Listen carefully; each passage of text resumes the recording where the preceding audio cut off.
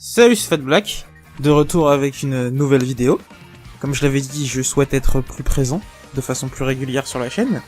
Je sais, c'est rare de me voir sortir 2 vidéos la même année, alors 2 vidéos dans le même mois, dans la même semaine, je sais, c'est ouf. Mais ça devrait arriver de façon plus régulière maintenant. Et du coup, comme vous avez pu le voir sur la miniature ou sur le titre de la vidéo, je vais vous parler d'un anime qui s'appelle Jakukara Tomozaki-kun. Cet animé, il a la particularité d'avoir pas mal de noms alternatifs, donc je vais tous les faire. Bottom tier caractère Tomozaki, The Low tier caractère Tomozaki-kun, Trash tier Tomozaki-kun et Yoai caractère Tomozaki-kun. Il y en a sûrement d'autres, mais concrètement ça sert à expliquer que le personnage est un cassos et qui s'appelle Tomozaki. Voilà. Et du coup, ce premier épisode, qu'est-ce qu'il vaut et à quoi il sert? Il nous montre déjà le genre de l'anime, en nous montrant que c'est un comedy slice of life qui va se passer dans un lycée, avec le personnage principal qui s'appelle, comme je le disais, Tomozaki-kun, qui est un geek et qui aime jouer à un jeu qui s'appelle Attack Families. Ça a l'air de ressembler pas mal à Smash, où concrètement il y a un roster de personnages qu'on peut jouer et faire des combats avec. Et du coup notre prota c'est le numéro 1 japonais de ce jeu, mais dans la vraie vie, il se sent comme un loser, et pour lui, le monde, c'est un jeu de merde. Ça fait pas mal rappeler à la phrase que disait Sora dans No Game No Life. Mais par contre, dès que ça commence à attrayer au jeu, il a une fierté de gamer qui se développe, et il refuse qu'on mette la faute sur un jeu plutôt que sur soi-même. Ce qui est assez ironique, puisque là, concernant la vie, il considère que c'est un jeu, mais il considère que la vie est injuste. Parce que oui, comme je le disais, il dit que la vie c'est un jeu de merde, mais il essaie pas mal d'expliquer pourquoi en essayant de remettre en question des règles d'existence au travers de plusieurs exemples. Il explique par exemple qu'à la vie on hérite d'un niveau de difficulté, et qu'en fonction de ce niveau de difficulté, la vie est plus ou moins simple, et que concrètement, les gens qui disent tout le temps la vie c'est le meilleur des jeux ou ce genre de choses, parce que dans son école, visiblement, les gens disent ça. J'ai jamais entendu personne dire ça. Mais du coup, il explique que pour les gens qui disent ça, c'est des gens qui, à la naissance, ont hérité de bonnes stats, puis concrètement sont génétiquement bien foutus en étant intelligents, beaux, et plein d'autres choses. Et il reproche à la vie de ne pas être juste à ce niveau-là, et de ne pas mettre tout le monde sur un même pied d'égalité. Donc concrètement, il a découvert à 17 ans ce que Izuku a découvert à 4 ans. Enfin bref. Mais par contre, pour tout ce qui concerne les jeux vidéo, il y trouve un attrait, parce qu'on a la possibilité de retenter sa chance, d'essayer plusieurs fois, de faire plein de tests. Donc concrètement, pouvoir limite revenir en arrière, je pense que c'est quelque chose qui lui plaît aussi. En fait, il aime le côté contrôle qu'il peut y avoir dans les jeux vidéo et qu'il n'y a pas forcément dans la vie. Mais à un moment donné, pendant une partie en ligne, il va jouer contre le numéro 2 japonais, qui s'appelle No Name. Il va lui proposer d'avoir un rendez-vous avec lui, et il va accepter. Il va donc se rendre à ce rendez-vous et découvrir que No Name, c'est une personne de sa classe, une fille dont j'ai complètement oublié le nom, mais je mettrai sa photo, ou je mettrai peut-être même son nom à l'écran. Et du coup, une fois qu'il l'a rencontrée et qu'elle se rend compte que c'est quelqu'un de sa classe, la fille change pas mal de visage, parce que oui, on l'a vu à un moment donné, un peu avant dans l'épisode, elle apparaît aussi sur l'affiche de l'anime, donc on se doute que ça va être un personnage important. Et du coup, quand on la revoit, elle est pas tout aussi gentille, candide et affectueuse qu'on a pu le voir auparavant dans l'épisode. Là, en fait, elle se permet de dénigrer complètement le personnage en lui expliquant que, selon elle, c'est un petit peu une merde. Et après s'être fait dénigrer par cette héroïne, il lui explique ce qu'il nous disait précédemment, que la vie selon lui c'était un jeu de merde, que concrètement si elle pouvait se permettre de parler comme ça c'est parce qu'elle avait été gâtée par la nature. Et là le personnage qui est en face fait quelque chose que je trouve d'assez intéressant. Elle lui explique, et c'est ce qui va se passer pendant la seconde partie de l'épisode globalement, que la vie, oui, c'est un jeu pour elle, que c'est un super jeu, qui est quasiment ex aequo avec le jeu auquel le personnage principal kiffe jouer, en lui expliquant pourquoi. Et elle lui montre en fait que quelque part, et ça c'est un avis personnel, il prenait la vie pour un jeu de combat, mais la vie c'est plutôt un RPG. Et du coup, ce qu'elle va faire, c'est lui montrer toutes les petites choses qu'il faut faire pour pouvoir réussir entre guillemets dans la vie. Elle va lui montrer que par exemple il faut sourire, que par exemple dans le cas d'une fille, elle peut se maquiller pour effacer certaines choses, pour corriger certaines imperfections, ou pour avoir l'air plus attirante, ou ce genre de choses. En gros, ce qu'elle lui explique et qu'il savait déjà, c'est que chaque personne dans ce jeu qu'est la vie est un personnage qui a des compétences et qu'il faut être capable de monter ses compétences. Et en gros, la capacité à dialoguer, à sociabiliser, à avoir l'air attirant, et plein d'autres trucs que je suppose elle va nous faire découvrir et faire découvrir au prota dans l'anime, sont des capacités qui sont importantes à développer de son côté. Et c'est intéressant pour le personnage principal, parce que lui, de son côté, pour lui, toutes ces choses-là, c'était des choses innées, acquises, qui pouvaient pas bouger et qui étaient forcément statiques. Et que ça servait à rien même d'essayer de sortir de sa condition et qu'on était figé à la naissance.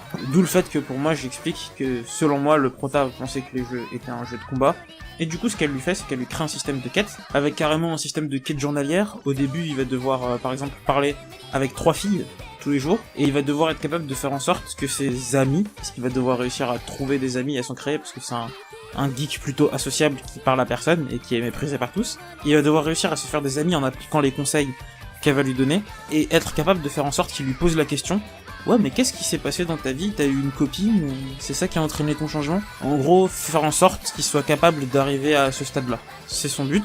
Son premier but, son premier palier. D'ailleurs, la quête finale qu'elle lui donne, c'est de trouver une copine, mais je pense qu'elle a une quête annexe derrière, qui est en réalité de former un harem. Parce que bon, parler à 3 filles, on est dans un anime school life, on sait comment ce genre de choses ça finit, hein, voilà. Du coup, pour un premier épisode, j'ai été plutôt surpris.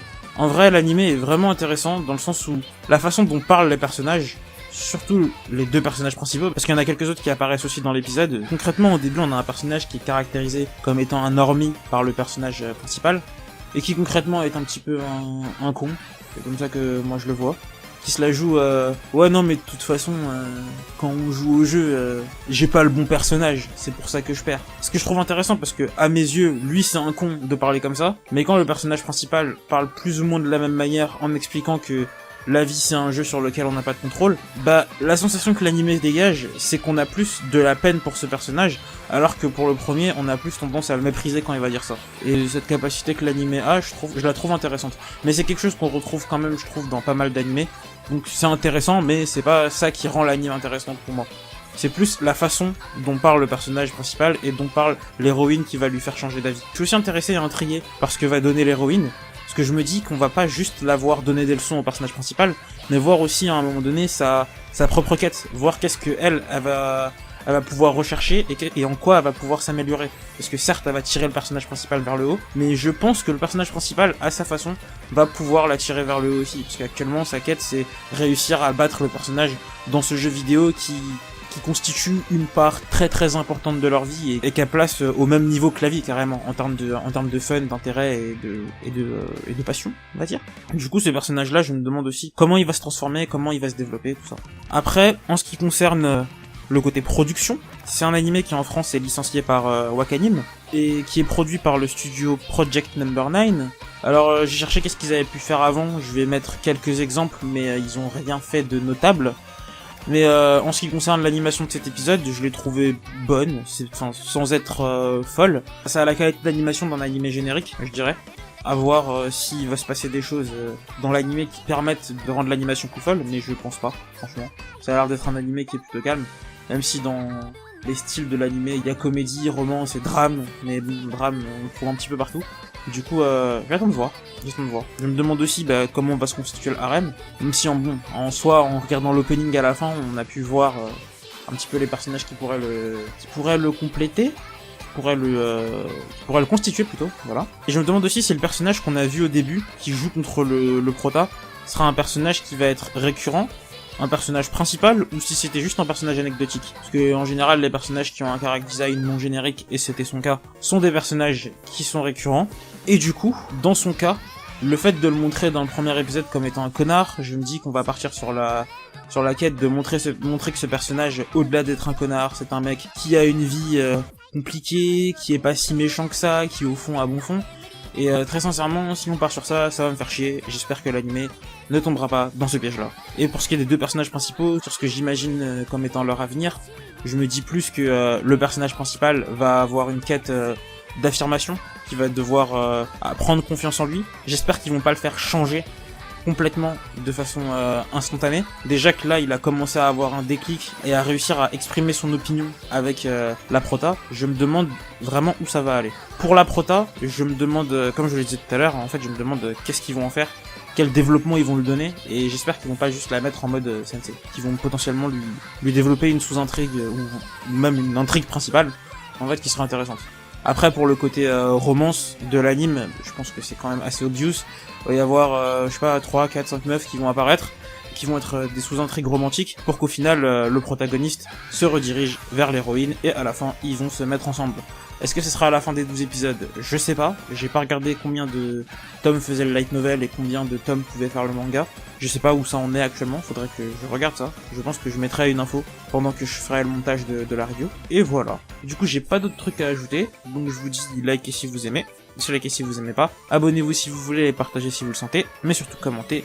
Je serais tenté de vous dire de foncer aller voir Jakukara Tomozaki-kun, mais c'est encore un premier épisode et je sais pas où ça peut mener. Ça m'a pas mal rappelé Yaari Ore no Seishun Lovu Komewa Machigateiru, et j'arrive à le dire rapidement, je suis tellement fier de ça. Mais je sais pas, ça me paraît encore un peu prématuré. Ça me rappelle cet animé là parce que le discours du protagoniste, qui ressemble pas mal à celui de Sora de No Game No Life, ressemble aussi beaucoup à celui du protagoniste de My Teen Romantic Comedy Is Long As I Expected. C'est le même animé. Enfin, mais il a 2 titres différents, à rallonge, tous les deux. C'est chiant, mais bon. Les 2 héros se ressemblent pas mal, ils tiennent des discours qui sont typiquement adolescents, qui se sentent mal dans leur peau, mais le traitement est déjà assez différent, et je me demande vraiment dans quelle direction l'anime va aller, et j'avoue que je place quand même quelques espoirs dedans. Surtout pour l'héroïne, qui a un intérêt autre que celle des héroïnes de Yahari Ore no Seishun Lovu Komewa Machigateiru. Voilà. Du coup, je vous redis salut, à la prochaine pour une review, ou pour une autre vidéo. Salut!